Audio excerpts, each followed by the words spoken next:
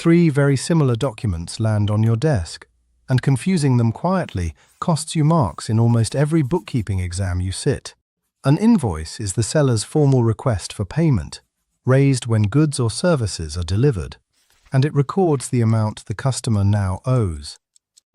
A receipt is proof that money has actually changed hands, given after payment, confirming the debt has been settled rather than simply created. Timing separates them, because an invoice says payment is due, while a receipt says payment already happened and nothing more is owed. A credit note is the seller's correction, issued when goods are returned or the invoice was wrong, and it reduces the balance that the customer still owes. It never cancels the original invoice because both documents stay in the records, and the credit note simply offsets part or all of that debt. A customer invoiced for £1,200 returns damaged goods, receives a credit note, and now owes only the remaining balance on the account.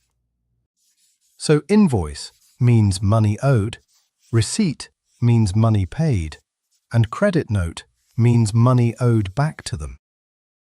Sepera College offers accredited AAT courses taught fully online by real tutors, so you can study from anywhere with the link below.